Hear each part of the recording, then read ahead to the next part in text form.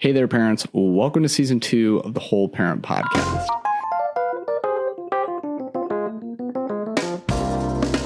If you've been listening, you know this is the podcast that is all about how to make your life as a parent easier and better with brain-based parenting techniques. This season, we are taking that to a whole new level and getting into parenting challenges that matter the most. Things like getting your kids to stop fighting with each other and actually get along, ending the bedtime battles once and for all, and getting your kids to actually want to listen to you. In addition to these deep dive solo episodes, I also have some amazing guest episodes lined up with parenting experts I know you're going to love.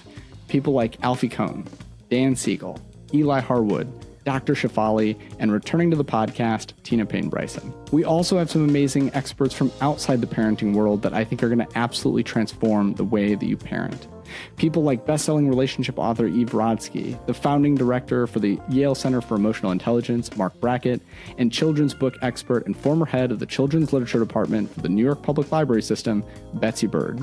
They'll all be here to share their wisdom with you and give you actionable tools that you can start using in your life today. And here's the really big news. My brand new book, Punishment-Free Parenting, The Brain-Based Way to Raise Your Kids Without Raising Your Voice, is coming out right in the middle of season 2 on January 28th, 2025. It's packed with all of the brain-based knowledge and science-backed strategies that you already love to help you tame toddler tantrums, set effective boundaries, and get kids to actually want to cooperate with you, all without ever having to punish yourself or your kids. You can pre-order that now on digital, hardcover, or if you prefer to hear it read to you by me, on audiobook. Head to the link in the description and lock in your copy today and be one of the first to experience how this book can absolutely transform your parenting journey. All right, let's jump into today's episode. Welcome to the Whole Parent Podcast. If we haven't met yet, my name is John. A lot of us have holiday traditions. The same place we go for Thanksgiving or Christmas Day, year after year with the same people. Just yesterday, I hosted my dad's whole family, all the cousins, his siblings, at our house for our annual Christmas. It's a gathering that's been happening the few days after Christmas every year since before I was born. Some of the people are the same, some are different. My mom, for example, took up dance as a hobby last year. She wasn't there last night because she was in Tampa Bay competing at her first ever dance competition at age 72. Others are missing too. This is the 8th Christmas now without my dad. It's the 10th without his mom, who I sort of thought was holding the whole thing together, yet here we are, 10 years later. But there's also new people. 6 kids under the age of 5, 7 if you count the one that's still cooking. Another 4 kids in school, 3 in college. We know, psychologically speaking, that these types of annual traditions and rituals are quintessentially human. Traditions give us a sense of stability in a world that often feels unpredictable. They're more than just rituals. They're these threads that weave meaning into the fabric of our lives. Research shows that traditions create a sense of identity. They remind us who we are, where we come from, what matters the most. Families with strong traditions tend to feel closer and more connected, not just because of who they are, but because of the shared intention behind what they do. Anthropologists and sociologists have been speculating for a long time why humans started to do the whole same time next year thing. I don't think it's that complicated. Change is harder than just keeping things the way that they are. One of my traditions is New Year's Eve. For most of the last 20 years, I've spent some or all of New Year's Eve with my best friend from middle school, Kendall, and before he died, Nate, our third musketeer. A lot of the years blend together, but I'm thinking specifically today of 2009, where we spent the night at Nate's house playing video games and telling jokes until they stopped being funny. And then we kept telling them until they started being funny again, if you ever did that in high school. That night at midnight, we shot off illegal fireworks with Nate's neighbor, who actually happened to be a former Bears player. His name was Mike Adamley. He was a sports analyst on TV at the time. But the thing that I remember most about that night was this feeling that this year, this New Year's, was going to be a real new beginning. I was graduating high school, I was increasingly in this serious relationship with this pretty girl that I had met in jazz band. Spoiler, she became the mother of my 4 children. And I was a week away from turning 18. Chief among my resolutions was to start being more responsible. I never got into real trouble as far as the responsibility thing, but being late has always been a struggle for me, and I basically never got my work done on time. In fact, I'm doing this podcast last minute too. But I thought in 2009 that I was becoming an adult, so I needed to start adulting, I guess.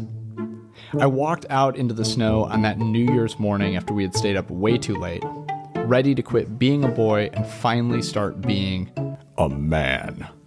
As I approached my first car, it was a 2002 Ford Focus hatchback, black. I noticed that I had something wedged under my windshield wiper. It was a parking ticket. Expired tags. $100. Shoot. On this episode of the Whole Parent Podcast, we're going to talk about why we keep doing the same things over and over, even when we don't want to. Why it's so hard for us to change. Why it's so hard to do the things that we desperately want to do. Why we often fall short of becoming the parents that we long to be, and how we can start keeping our resolutions. If you want to actually make 2025 different, keep listening.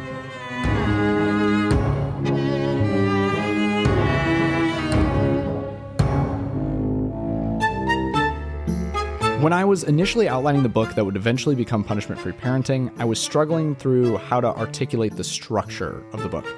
At that point, I had just been contracted to write the Whole Parent book, and it lacked, maybe we should say, direction. My editor at the time, he's not my editor anymore, had me read this book. It was called How to Change by a researcher named Katy Milkman. He thought it had a really nice flow, and actually rereading the book for this episode, I realized that I did kind of organize my book similarly. A lot of stories, trying to move people from point A to point B. But actually, the thing I remember most about the book is not the structure, which is what I was supposed to be paying attention to. It was the research that was incredibly intriguing. Katie, who unfortunately was not available last minute to record a guest spot for this episode, is one of the world's leading experts on how people can actually change. I knew her work was going to be central to what I was trying to communicate to parents. Most parents that I work with don't just want to parent differently day to day. They actually want to feel different about parenting. And that's the key. We all want to be calmer and more patient and more present. But the truth is, it's even harder to make that happen than to just change our actions. One of the reasons that it's so hard to change is that our brains are built for routines. Scientists call this a habit loop. It's a mechanism, a neural pathway that rewards us for doing the same things over and over, even when it's not good for us. I think about a moment like I had last week. My toddler, we're at the grocery store, and we're walking through the cereal aisle, and he sees something with about 115 grams of sugar on the top shelf, bright colors sparkling down at him. I didn't get it for him. I knew for a fact that it was something that nobody in our house liked, including him. And as we walked away from it, in the middle of the grocery store, here is my 2-year-old now dissolving onto the floor. Total and complete meltdown. I know that you've probably been there too. Maybe you know, like I know, in those moments, in theory, how you want to respond with this calm, compassionate, empathetic tone. But what do most of us wind up doing? We fall back on whatever worked before, even if it's yelling or punishing or reaching up and getting that cereal box and just handing it to them. But in those moments, it's important to remember that it's not that you're failing. It's just that your brain is designed to seek the quickest way to reduce the stress of the moment. It's that neural pathway, that habit loop in action. And then there's what psychologists call status quo bias. It's this idea that we're all wired to stick with what feels familiar. Even when we know something that we're doing isn't working, the devil that we know feels safer than the devil that we don't. Status quo bias, even though I don't call it by that name in Punishment-Free Parenting, is an idea that permeates throughout the whole book. I talk about it as factory default settings. We all have them. There are ingrained responses that show up when we're tired or stressed or overwhelmed, and especially around the holidays when we're surrounded by our own families. The goal isn't to blame yourself when your factory default parenting takes over. It's to learn how to rewrite your factory defaults so that your go-to reactions align with the way that you want to parent rather than the way that you've been parenting. But here's the thing. It's not a willpower problem. Willpower alone isn't enough. Studies show that most of us think that we can just white-knuckle change. We can just muscle through if we try hard enough. But as Katy Milkman points out in How to Change, many of us tend to overestimate our willpower as our actual path to change. It's not really about trying harder, it's about trying smarter. But here's the good news. If we actually implement targeted strategies, change not only is possible, it's likely. And if you're listening to this episode on New Year's Eve, the best news of all is that there may be no better time to start than tomorrow.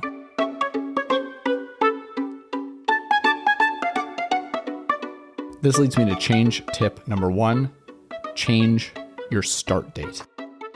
One of the interesting things that change researchers found when they started looking at how we actually change effectively is what Katy Milkman calls the fresh start effect. It's this idea that certain moments in time, like New Year's or a birthday or when you start a new job or your first day of school, feel like natural opportunities to start over. She actually highlights in the book that really any Monday is a fresh start effect, but not nearly as impactful as those big milestone fresh starts like New Year's. These moments represent for us this kind of psychological do-over, a place where we can have a clean slate to start from that feels more capable for change than just repeated patterns. Here's 2 quotes from Katie's book that I stitched together that come from the section on fresh starts. They're going to be read by my wife. When we surveyed a panel of Americans about how they feel on fresh start dates such as New Year's or their birthday, we heard again and again that new beginnings offer a kind of psychological do-over. People feel distance from their past failures. They feel like a different person, a person with a reason to be optimistic about the future. We're more likely to pursue change on dates that feel like new beginnings because these moments help us to overcome a common obstacle to goal initiation, the sense that we've failed before and will thus fail again. In my opinion, New Year's resolutions are great. Anytime you make a resolution, you're putting yourself in the game. Too often, a sense that change is difficult and daunting prevents us from taking the leap to try. Maybe you like the idea of making a change, but actually doing it seems hard, and so you feel unmotivated to start. Maybe you've failed when you attempted to change before and expect to fail again. Often change takes multiple attempts to stick. I like to remind cynics that if you flip the discouraging statistics about New Year's resolutions on their head, you'll see that 20% of the goals set each January succeed. That's a lot of people who've changed their lives for the better.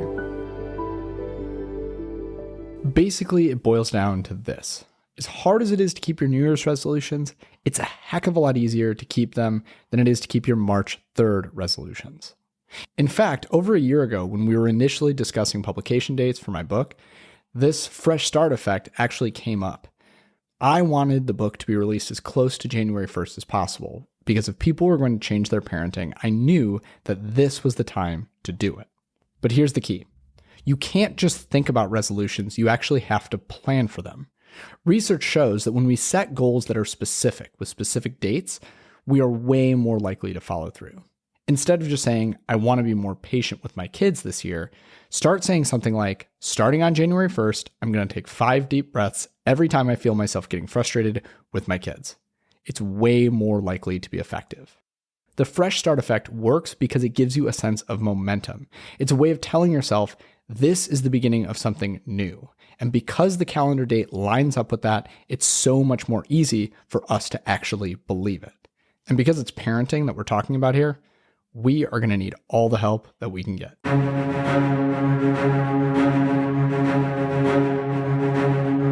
Tip 2, change your self-talk. Always with you, it cannot be done. All right, I'll give it a try. No, try not. Do or do not. There is no try. One of the most powerful lessons from Katy Milkman's book, How to Change, is this. True lasting change begins with how you define yourself. It's not about what you're trying to do. It's not really even about what you do. It's about who you are.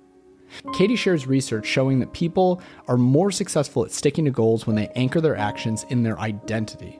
For example, if your resolution is the most common resolution, admittedly, it's my resolution almost every single year that you're going to try to get into better shape. The difference between saying, I'm trying to work out more versus I am a person who works out might seem subtle, but actually, psychologically, it's a total game changer. When you say that you're trying to work out more, working out becomes a temporary struggle. When you say that you are a person who works out, it becomes part of your identity, to the core. In the world of parenting, you're not trying to be a punishment-free or respectful or conscious or gentle or whatever you want to call it parent. You have to believe that you are one. As Yoda says, Do or do not. There is no try. When we make our resolutions as parents, we often focus too much on the what. I'm going to stop yelling, or I'm going to spend more time with my kids. But those are actions, they're behaviors. What if, instead of resolving to do something, we resolve to be something? I'm the kind of parent who stays calm, even when things are chaotic. I am the kind of parent who listens to my kids before I respond. I am a parent who gets curious before I get furious. When we frame our goals around identity, something powerful happens. Every choice becomes an opportunity to affirm our identity. If your goal is to be a calm parent rather than just to respond calmly, and you manage to take 3 deep breaths instead of snapping at your child, it becomes a win to your core, not just a temporary, tiny victory. It's evidence that you are that kind of parent, the kind of parent that you want to be. Here's a practical way to start if you're looking to set this type of resolution for 2025. Pause the episode right now and write down the kind of parent that you want to be. Not the actions that you want to take in parenting, but specifically the kind of parent that you want to be. Literally, take out a piece of paper, open your notes app on your phone, whatever, and write down these words. I am the kind of parent who, and then fill in the blank. If you're looking for the resolution that I'm using this year, it's I am a punishment-free parent. That might seem obvious coming from the guy who wrote the book called Punishment-Free Parenting, but honestly, I struggle. I am not perfect every single day, not by any stretch of the imagination, but by identifying myself with the idea of being punishment-free, rather than just trying not to punish my kids, I have had immense strides. Once you've got those identity statements down wherever they are, I encourage you to read it out loud to yourself. Better yet, record yourself reading it so that you can play it back for yourself, or if you're really brave, play it back for somebody else in your life. Once you can hear that on loop for yourself, you can start looking for those small moments in your life with your kids, that grocery store moment that I described earlier, where you can actually live into that new identity. Remember, this is not about getting it perfect every time. It's not even about trying to do the right thing. It's about who you long to be as a parent, and then actually believing that you can be that person. And then every single choice that you make that affirms that identity helps you to rewrite the story that you're telling yourself. It starts to work with those factory default settings, creating a better version of yourself, better neural pathways, more in line with your values as a parent, for your kids to look up to, and for you to be. Hey parents, let's take a quick break. I need to share something really, really exciting with you. If you have ever found a tip or a strategy on this podcast that has helped you stop a tantrum, calm your own big emotions or those of your kids, or get kids to listen to you without having to yell at them, then I have a favor to ask you. My brand new book, Punishment-Free Parenting, comes out on January 28th, 2025, and I would love if you would pre-order it. This book is truly the culmination of everything that I have learned and shared about parenting on my platform, on the podcast, and on my social media channels. It's filled with advice on how to stop power struggles, to set boundaries that actually stick, and turn those chaotic moments into connection. At the end of the book, I even have this 5-step whole parent method. It's an acronym that you can use whenever your kids are in those big emotion states, when they're in a tantrum, whether they're 2 or 21, to get you through every single time without having to reinvent the wheel. So if I've been helpful to you on your parenting journey, please consider pre-ordering the book, because it is absolutely the best way to help me keep doing this work. Plus, the book is going to give you the actionable tools to tackle those big everyday challenges in ways that I could never do on the podcast. You can pre-order the book right now in hardcover or digital, or may I suggest to get the audiobook read by me. When you do, you're not just supporting me, you're saying yes to a calmer, more connected parenting experience for both you and your kids. So head to the link in the description right now and grab your copy today. It absolutely means the world to me, and I can't wait for you to have it in your hands. Okay, let's get back to the episode.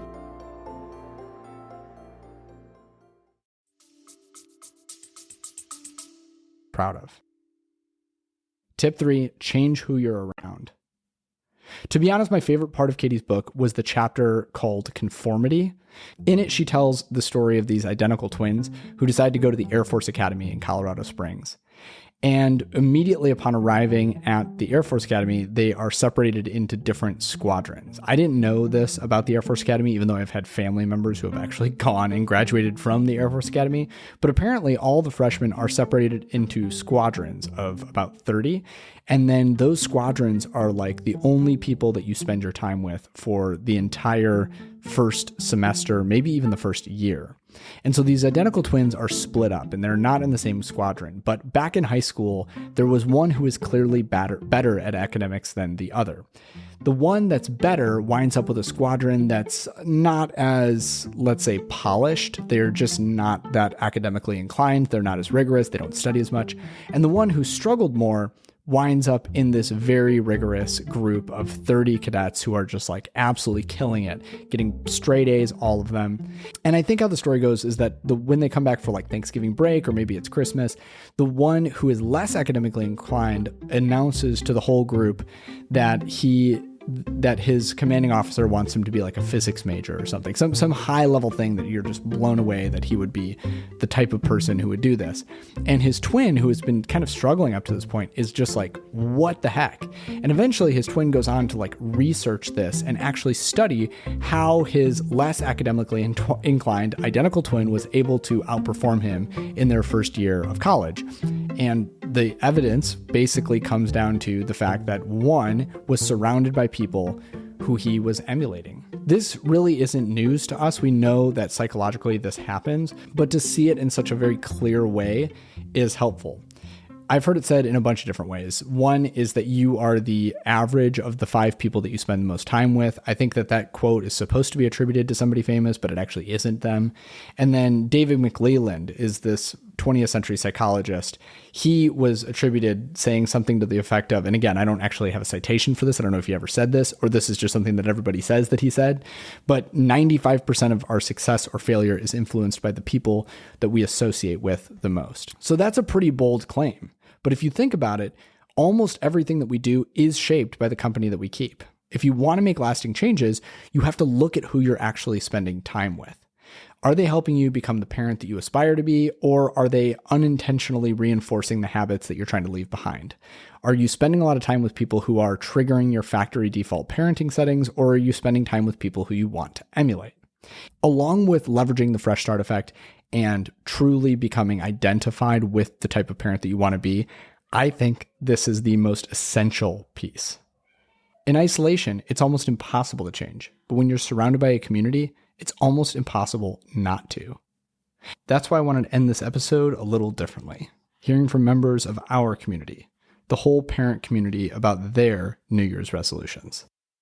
My 2025 parenting resolution is to listen before I respond and to handle each of my children as individuals and not just like clump them together or have expectations on them that are unrealistic. My New Year's resolution is to look after myself better so I can look after my son even better. My parenting resolution for 2025 is to have kindness and gentleness govern my parenting to the point where my kids start to mirror it. Because I find when I'm like harsh or like just like a bit snappy with my kids, they start to mirror that. And so I just want to start turning that on its head. My resolution is to focus more on the good instead of on the bad. I think my New Year's resolution is get to know myself better, find more strategies and just things that help me regulate myself so I can be the loving, calm mom that I want to be. My New Year's resolution is to quit losing my cool on small things with my son. My resolution for the new year would be to get curious, not furious first. When he's having a big emotion, to take a breath and understand why he's having this emotion and react accordingly instead of getting angry or frustrated with him. My New Year's resolution in parenting is to get better at stopping myself before really getting angry or upset with my kids when they do silly things. My New Year's resolution is to be a better grandparent than I was a parent. Be more patient, be kinder, be more curious. Thank you to all those who sent resolutions in to be featured on this episode: Jana, William, Victoria, Rebecca, Sveriana, Joy, Marielle, and Nina. I had you do these for two reasons. First off, so that all of those listening to the podcast can hear that you're part of a community that do things differently. Second, for those of you who took the plunge and actually sent in these resolutions, research from the American Society of Training and Development says that now that someone else knows about it, you're about 3 times more likely to succeed. Congrats. Which brings me to one final point. If you're listening right now and you want a 3x your parenting resolution success, feel free to shoot me an email and let me know what your resolutions are. The email for the Whole Parent Podcast is podcast@wholeparentacademy.com. Thank you to my wife, Jess, for reading the section of Katie's book for us. And a special thank you also, of course, to Katy Milkman for writing a book that has helped me and so many others change. If you want another book that will help you achieve any of the resolutions that we heard about from our community, help you to become the parent that you aspire to be, go ahead and pre-order my book, coming out in less than a month, Punishment-Free Parenting, the brain-based way to raise kids without raising your voice. Thank you for listening to the Whole Parent Podcast. Happy New Year, and I hope this episode helps you to become part of the 20% of people who actually keep their resolutions in 2025. See you next year.